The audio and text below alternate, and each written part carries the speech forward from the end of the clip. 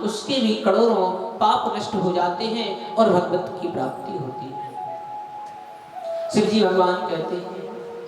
और श्रीमद् भागवत महापुराण में प्रथम 6 अध्यायों में महात्म की चर्चा है। श्रीमद् भागवत पुराण का महत्व है कि भागवत महापुराण क्यों सुना जाता है। श्रीमद् भागवत महापुराण क्यों सुना जाता है, किसने सुना, कब सुना, क्या सुना और क्या इससे सुनने की फल की प्राप्ति होती है। भगवान वेदव्यास जी महाराज प्रथम श्लोक में वर्णन करते हैं। ओम सच्चिदानंद रूपाय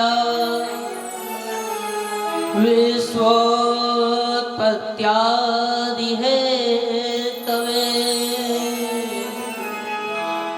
तापत्रय विनाशाय श्री कृष्णाय वयं नुमः। भगवान की श्रीमद् भागवत महापुराण में वेदव्यास जी महाराज ने प्रथम श्लोक में भगवान का वर्णन किया है। जिन भगवान की हम सब मिलकर आज कथा सुनने बैठे हैं, वो भगवान कैसे दिखते हैं, क्या करते हैं और उनकी कृपा किस किस पर किस प्रकार से होती है। देखिए, हम जब किसी व्यक्ति से दो प्रकार से उसके बन सकते हैं, उससे आकर्षण हो सकते हैं। एक उसका रूप देखकर और दूसरा उसका स्वभाव देखकर।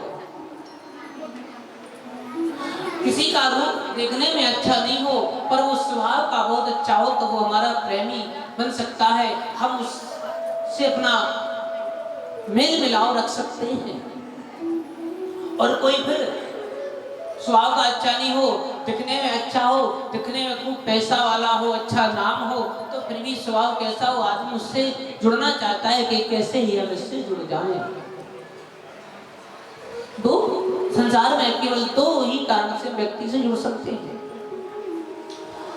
फिर भगवान वेदव्यास जी महाराज यहाँ सर्वप्रथम भगवान के स्वरूप का और स्वभाव का वर्णन करते हैं कि भगवान का स्वरूप कैसा है, स्वभाव कैसा है और वो करते क्या हैं। संसार में भी हम 3 चीजें ही दुनिया में देखते हैं कि उसका मेल मिलाव कैसा है, वो उसका कार्य क्या है। वेदव्यास जी महाराज ने लिखा, सच्चिदानंद रूपाय। भगवान सच्चिदानंद रूपाय कैसे? भगवान सत्य घन चित घन आनंद स्वरूप। भगवान का स्वरूप जो है ना, वो 3 चीजों से मिलकर बना हुआ है। यह 3 चीजें ही भगवान के उस स्वरूप से निकली हुई, सत्य, आनंद और चित्त। सत्य कैसे कहते हैं? जो आदि अनादि में कभी मिटता नहीं हो, आज भी एक कल भी रहेगा। तो भगवान ही एक सदैव रहते हैं, उनका कभी मृत्यु को प्राप्त नहीं होते, कभी उनका जन्म नहीं होता। सत्य आनंद। फिर कहते हैं चित्त यानी प्रकाश। हम कोई भी आज शाम का समय हो गया है, यदि लाइटें बंद कर दें तो हम एक दूसरे को देख नहीं पाएंगे।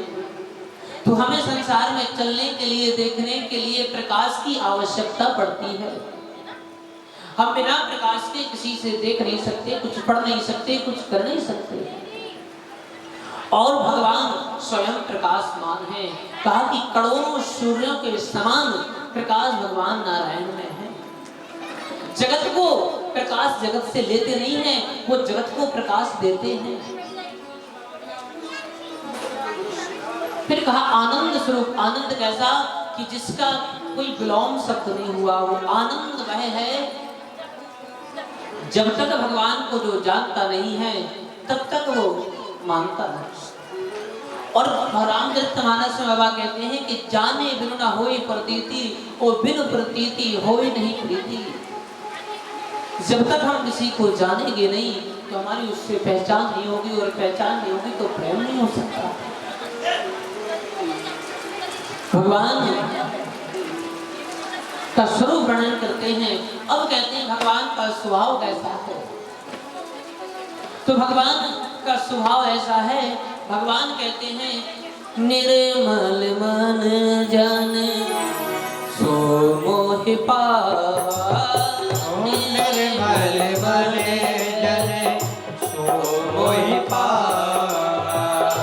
निर्मल मन जन सो मोहि पावा। मोहि कपट छल छेदे न भावा। मोहि कपट छल छेदे न भावा। स्वभाव कैसा है, भगवान कहते हैं निर्मल जनमन सो मोहि पावा। मोहे कपट छल छिद्र न भावा। बोले हमारे पास कोई आडंबर पाखंड कुछ नहीं चलता है।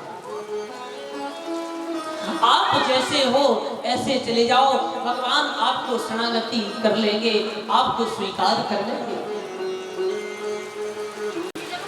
सबसे अच्छी बात रामचरितमानस में जिस समय विभीषण जी भगवान के पास गए तो विभीषण ने क्या कहा, राधे राधे। जब विभीषण जी भगवान के पास गए तो क्या बोले विभीषण जी भगवान से, क्या कहा, भगवान से कहा कि भगवान मैं दशानन का भाई आपसे मिलने आया हूं। कौन आया है, दशानन का भाई। अब यदि आडंबर पाखंडी होते तो कहते भगवान एक लंका में हम ही आपके भक्त हैं, और यदि नहीं मानो तो हनुमान जी से पूछ लो जे हमें सबसे पहले मिले। पर कहा कि भगवान नाथ दशानन कर में भ्राता निश्चर जन्म। भगवान हमारा जन्म निशाचरों में हुआ है, मैं दशानन का भाई हूँ। भगवान ने कहा विभीषण कोई बात नहीं। और फिर कहा कि भगवान देखो सहज पाप प्रिय तामस देहा, हमारा सहज स्वभाव है। क्या तामस, हमारा ये शरीर तामस है, पाप हमें प्रिय लगता है। इसलिए भगवान हम निशाचरों की आदत है कि पाप के कर्म करते हैं, धर्म कर्म से दूर रहते हैं। सहज पाप प्रिय तामस देहा। भगवान ने कहा कोई बात नहीं, मेरा स्वभाव है, मेरे सामने जो जीव अपनी शरणागति कर लेता है, मेरे सामने आ जाता है, सन्मुख हो है जीव मोह जबहि। सन्मुख होए जीव मोह जबहि। सन्मुख होए जीव मोह जबहि। जन्म कोटि अग नासहि तबहि। जन्म कोटि नासहि तबहि। जन्म कोटि अग नासहि तबहि। कहा भगवान, कहने लगे विभीषण से, विभीषण मेरा स्वभाव है सन्मुख हो जीव मोह जबहि। जन्म कोटि अग नासौ तबहि। तुम तो इसी जन्म की बात कर रहे हो कि मैं दशानन का भाई हूँ, मेरा सहज पाप मुझे प्रिय लगता है, तामस देह है, और मेरा तो स्वभाव है कि मेरे सामने कोई आ जाए तो कोटि जन्मों के उसके पाप को नष्ट कर देता हूँ, एक बार वो शरणागति हो जाए। यह भगवान का स्वभाव है। और भगवान करते क्या है, तापत्रय विनाशाय श्री कृष्णाय वयं नमः। संसार में हमें और आपको तीन तापों से कष्ट होते हैं, दैहिक, दैविक और भौतिक। दैहिक ताप किसे कहते हैं, जो हमारे शरीर में कष्ट, रोग, पीड़ा हो जाए।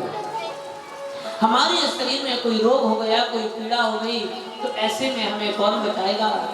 बोले ऐसे में भगवान का आप नाम स्मरण करते रहो तो पीड़ा होगी तो पर सहज रूप से टल जाएगी। क्यों कि आपको प्रारब्ध मिला है, जो कर्म है वो तो भोगने पड़ेंगे, पर भगवान को पकड़ लोगे तो सहज रूप से दूर हो जाएंगे। दैविक ताप कहते हैं कि जो देवताओं के द्वारा दिया गया कष्ट है, जिससे कभी ओलावृष्टि होना, बाढ़ आना, इत्यादि भूकंप आना, महामारी का प्रकोप होना, ये कौन देता है? बोले देवता देते हैं। इनसे कौन रक्षा करेगा? बोले इनसे भी भगवान की शरण में चले जाओ। तो इंद्र कितनी ही बार क्यों नहीं करे, पर भगवान कृष्ण कन्हैया अपनी कनिष्ठिका पर गिरिराज को उठाकर सारे ब्रज की रक्षा कर लेते हैं, तो हमारी और आपकी रक्षा नहीं करेंगे? ये भगवान का स्वभाव। फिर कहा भौतिक भूमंडल इत्यादि में कहीं भी कोई संकट आए, ऐसे में भी भगवान को याद करना। संसार में एक भगवान का ही नाम है, रामस्तु संसार शरणम गता। भगवान राम की ही शरण संसार में सबको देनी है और सबको लेनी चाहिए।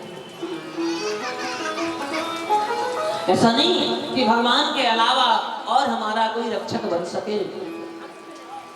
कोई बन सकता है भगवान के अलावा हमारा कोई और रक्षक? भगवान ऐसे स्वभाव के हैं शरणमगता, जो ऐसे भगवान दीनवत्सल की चरण शरण ग्रहण कर लेता है, उसके तीनों प्रकार के ताप नष्ट हो जाते हैं और भगवान की कृपा उसे प्राप्त हो जाती है। बोले कृष्ण कन्हैया लाल की जय। अब दूसरे श्लोक में वेद व्यास जी वर्णन करते हैं, नैमिषारण्य की पावन भूमि में नैमिषे सूत मासीना मवाभात महातिम। नैमिषारण्य की उस पावन भूमि में सोनकादि 88,000 ऋषिगण विराजमान हैं और आपस में वार्तालाप कर रहे हैं कि आने वाले समय में बड़ा भयानक समय आने वाला है, तो ऐसे में हमें कौन बचाएगा? जगत कल्याण की चिंता होगी। तब वहीं देखा कि 16 वर्ष की आयु के मात्र सूत जी महाराज वहां पहुंचे और सूत जी से ऋषियों ने कहा, हे सूत जी महाराज, मति भाग्य महामति कथा मित्र स्वादा कुशला सौनको बब्रगी। हे भगवान, हम सबको कथा सुनाओ। कैसी कथा सुनाओ? बोले मम कर्ण रसायनम, हमारे कर्णों को जिस रस की प्राप्ति हो और वो रस कर्णों के द्वारा हम अपने हृदय में रख लें, ऐसी कोई सुंदर कथा सुनाओ। और कहा महाराज, कथाएं तो हमने बहुत सुनी हैं, कथाओं का सार सुना दो, जो कथाओं का सार हो, समस्त संसार का जो निचोड़ हो, वो हमें उस सार सुना दो। और क्यों ये सुनना चाहते हैं कि महाराज, अज्ञान भंत विद्वांस कोटि सूर्य समाप्रभा सोता ख्याहि कथा सारम मम कर्ण रसायनम। बोले महाराज, अज्ञान ध्वंत विध्वंस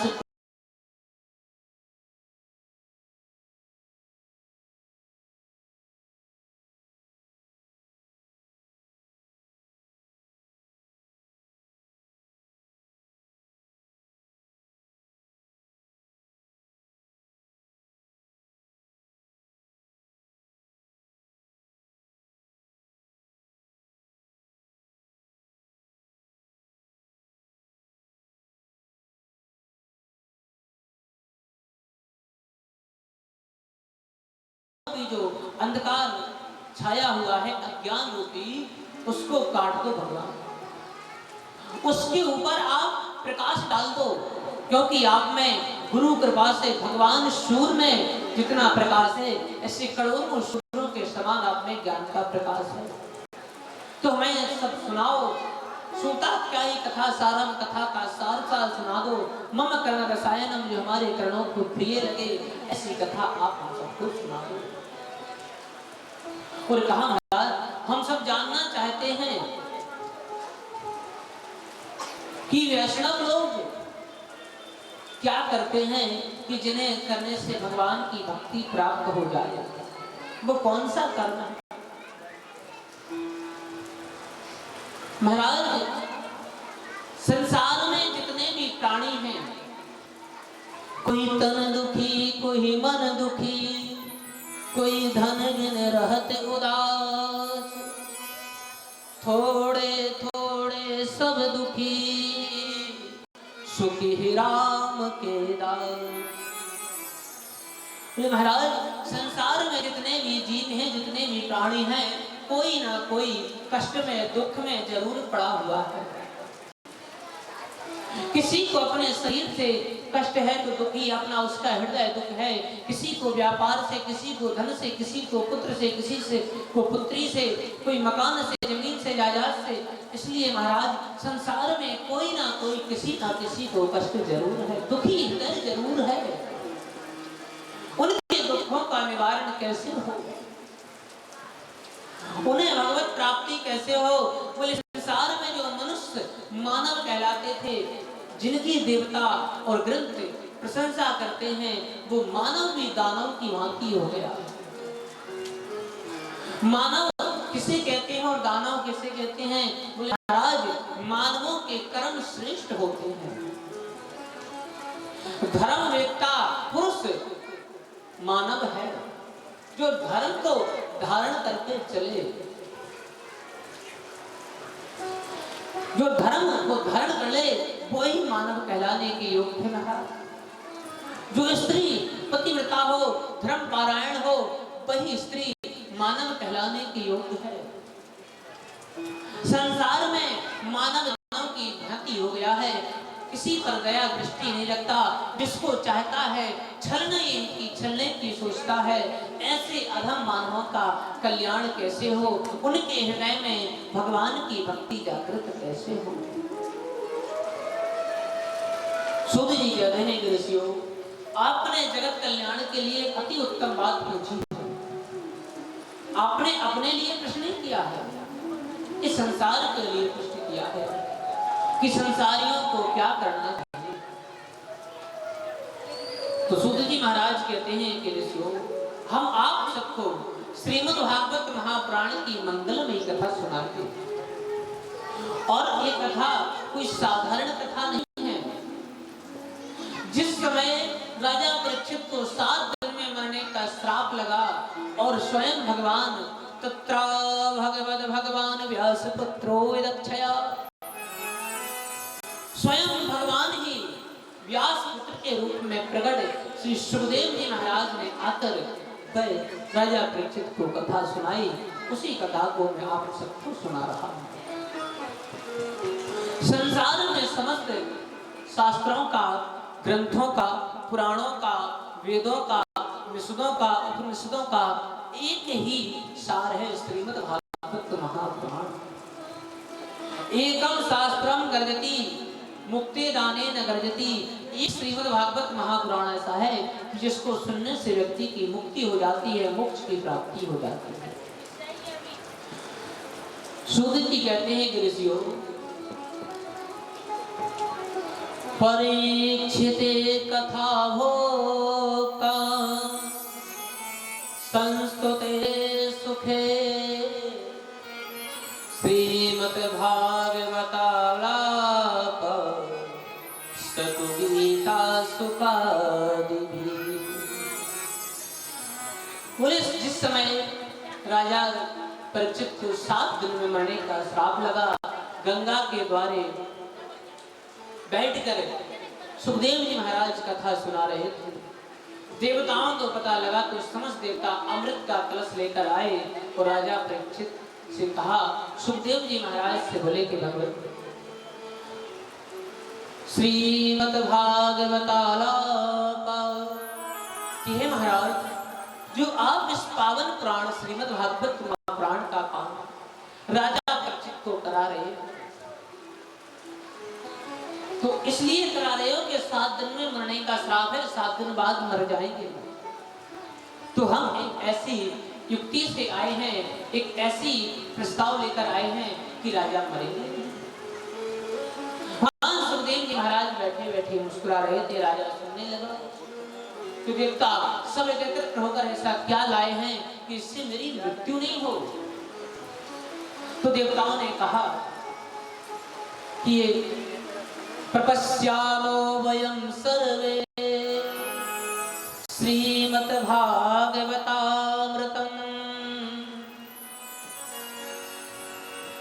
हे भगवान सुखदेव जी महाराज, प्रपश्यामो वयं सर्वे श्रीमद्भागवतामृतम्, हम सबको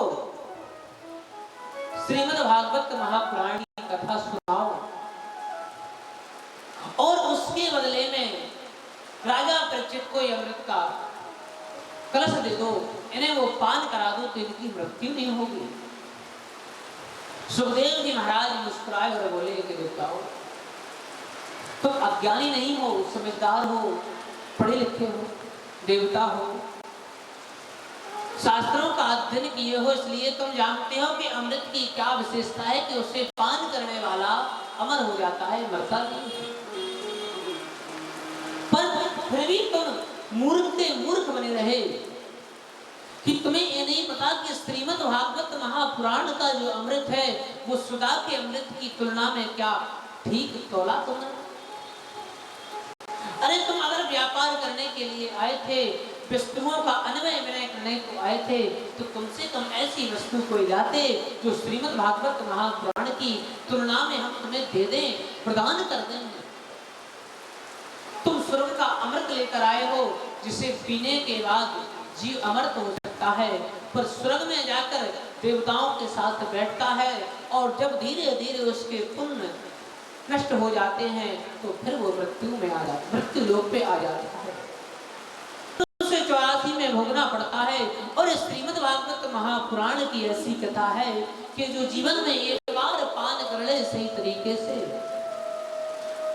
उसे फिर द्वारा इस संसार में नहीं आना पड़ता है, उसकी मुक्ति हो जाती है और मुक्त हो जाता है। तो तुम्हारा इस का जो अमृत है हमारी दृष्टि में कांच का टुकड़ा है और हमारी श्रीमद् भागवत महापुराण बहुमूल्य मणि है, तो कहाँ कांच के टुकड़े में हम मणि को दे दें, इसलिए तुम इसे लेकर अपने अपने स्थान को चले जाओ। क्वा सुधा क्वा कथा लोके, क्वा कांचा क्वा मणिर्महान्, ब्रह्म रात्रो विचारेवं तथा देवांचस्तः। कहा कि देखो, हम आपको श्रीमद् भागवत महापुराण के बदले में कांच का टुकड़ा तो ले नहीं सकते हैं, आपसे अमृत तो ले नहीं सकते, इसलिए चले जाओ। आज सुखदेव जी महाराज इस चीज की प्रशंसा करते हैं, वर्णन करते हैं कि श्रीमद् भागवत महापुराण के बदले में संसार में व्यक्ति कुछ नहीं दे सकता है और ना कुछ ले सकता है। देवता जब अमृत लेकर गए, अमृत को ठुकरा दिया, तो हम और आप इसकी क्या तुलना कर सकते हैं? हमारे पास क्या है कि जो हम इसके बदले में किसी को दे सके? बस इतना है कि यदि हमारा तन स्वस्थ है तो हम भगवान की कथा जब जहां भी हो कम से कम सुनने पहुंच जाए। यही हमारी ऊपर बड़ी कृपा भगवान की है और यही समझ लो कि हमारी सेवा। भगवान सुखदेव जी राजा परीक्षित को कथा सुनाने लगे। देवता सब मिलकर स्वर्ग पे गए और ब्रह्मा जी से कहा कि महाराज, हम सब जानना चाहते हैं कि इस कथा में ऐसा क्या है किसका केवल अधिकार मानवों को दिया। और आज देवता मानवों की प्रशंसा करने लगे कि धन्य है वो कलयुग के मानव जिन्हें भगवान की मंगलमय कथा रसपान करने को मिलती है। बड़े भाग मानव तन पावा, सुर दुर्लभ सब ग्रंथ निभावा। बड़े भाग्य मानस तन पावा, सुर दुर्लभ सब ग्रंथ निभावा। बड़े भाग्य मानस तन पावा, सुर दुर्लभ सब ग्रंथ निभावा। बड़े भाग्य मानस तन पावा, सुर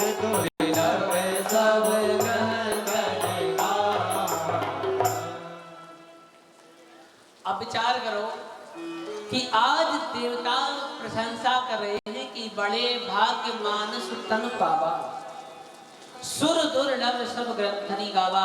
कौन से मनुष्यों के भाग्य बड़े हैं? मनुष्य तो सब है संसार में, पर किन मनुष्यों के भाग्य बड़े हैं?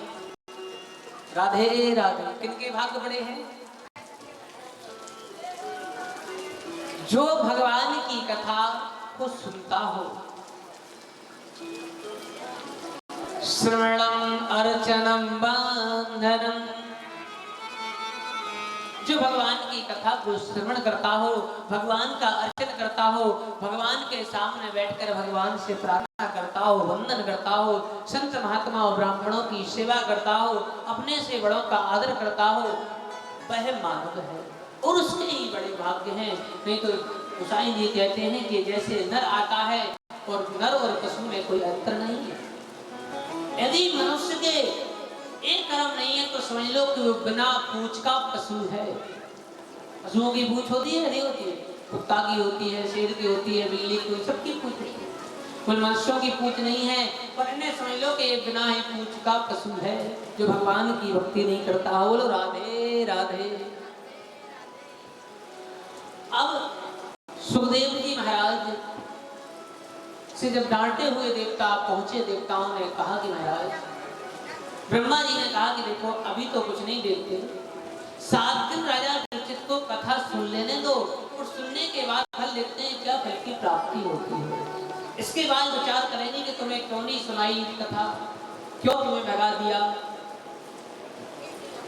देवताओं ने प्रतीक्षा की, 7 दिन पूर्ण हुए और जब देखा राज्यो मोक्षम तथा वीक्ष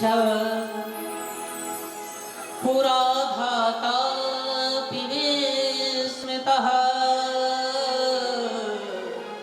सत्यलोके तुलं बद्ध्वा तौलयत साधनान्यजः। राज्यो मोक्षम तथा वीक्षम पुरा धाता विस्मितः। विधाता किसे कहते हैं? किसे कहते हैं विधाता? ब्रह्मा जी को। भगवान को नहीं, केवल ब्रह्मा को विधाता कहते हैं। क्यों? कि वही हमारे भाग्य को लिखता है, उसी को विधाता कहते हैं। तो आज भाग्य को लिखने वाले, सृष्टि को बनाने वाले बोले विधाता अति विस्मितः, आश्चर्यचकित हो गए कि ऐसी भी कोई संसार में चीज है, ऐसा भी कोई ग्रंथ है कि जिसको सुनने मात्र से, जिसको ब्राह्मण का श्राप लगा है, उसकी मुक्ति हो जाए। 7 दिन राजा ने कथा सुनी तो मुक्ति हो गई। तो विधाता अति विस्मितः, ब्रह्मा जी भी आश्चर्यचकित हो गए। ब्रह्मा जी को अगर विश्वास नहीं हुआ कि ऐसा ग्रंथ नहीं हो सकता है कोई, तो परीक्षा करने जैसे तो एक अपने सत्यलोक का तराजू उठाया और तराजू के 2 पलवे होते हैं, एक पलवे पर संपूर्ण ग्रंथ शास्त्रों को रख दिया और एक पलवे पर श्रीमद् भागवत महापुराण को रखा। और जब ब्रह्मा जी ने उठाया, लघुनिन्यानि जातानि गौरवेण इदं महा, तो जिस पलवे के ऊपर श्रीमद् भागवत महापुराण को रखा था वो पलरा एकदम नीचे रह गया और सब शास्त्रों का पलरा ऊपर उठ गया। ऊपर क्यों उठ गया? जिसमें अधिक वजन होता है वो नीचे रहता है और हल्का वजन ऊपर उठ जाता है। तोलने में ही होता है कि नहीं होता है? तो संपूर्ण ग्रंथ शास्त्र श्रीमद् भागवत महापुराण के आगे हल्के पड़ गए। तो सब संत महात्माओं ने घोषणा कर दी कि श्रीमद् भागवत महापुराण कोई साधारण ग्रंथ नहीं है, कोई पुराण नहीं है, कोई कथा नहीं है। बोले क्या है? मैं मेरे भगवद रूपम शास्त्रम भागवतम कलो पठना श्रवणा सद्यो वैकुंठ फलदायकम। बोले श्रीमद् भागवत महापुराण में साक्षात भगवान श्री कृष्ण कन्हैया अपने बांगमय स्वरूप से आकर विराजमान हो गए। इसलिए भगवान की ये मंगलमयी कथा के एक एक अक्षर अक्षर में और शब्द शब्द में भगवान श्री कृष्ण कन्हैया समाये हुए हैं। इसलिए इस ग्रंथ की ऐसी महिमा है। बोली श्रीमद् भागवत महापुराण की। अब शौनकादियों ने प्रश्न किया कि महाराज जी बताओ कि 7 दिन में श्रीमद् भागवत महापुराण सुनने की परंपरा कब से कहां से प्रारंभ हुई? कब से प्रारंभ हुई? कितनी बार कथा सुन ली आप लोगों ने? बहुत बार कथा सुन ली होगी। तो बताओ कि 7 दिन में कथा सुनने की परंपरा कब से प्रारंभ हुई? किसने सुनी, कहां सुनी और क्यों सुनी? अब अगर कथा ऐसी सुनो तो पता ही नहीं चले बाद में क्या सुना है, तो फिर मतलब नहीं सुनने का। ऐसी बात करी। अब वो क्यों नहीं सुन पाते? बोले यहाँ क्या, यहाँ चल रहा है टेप रिकॉर्डर, मोबाइल उठाया उसमें लगा के रख दो, उसका काम है बजना, बजता रहेगा, अपने काम करते रहो। जैसे यहाँ जो बैठा है उस जो टेप रिकॉर्डर बैठा है वो बज रहा है और अपन अपनी बातें करते रहो, सुनने का कोई मतलब ही नहीं। बोलो राधे राधे। तो 7 दिन में सुनने की परंपरा कब से प्रारंभ हुई? किसी को भी नहीं पता।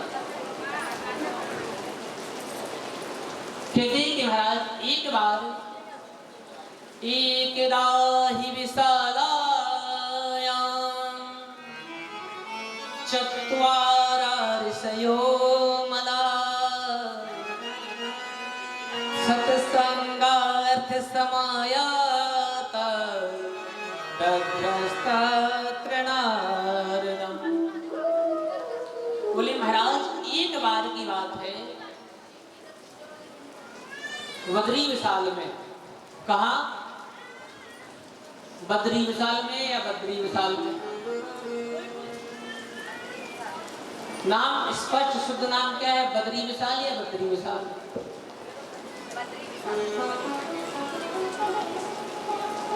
भगवान का नाम अधिकतर इस धाम का नाम ही लोग 99% गलत लेते हैं।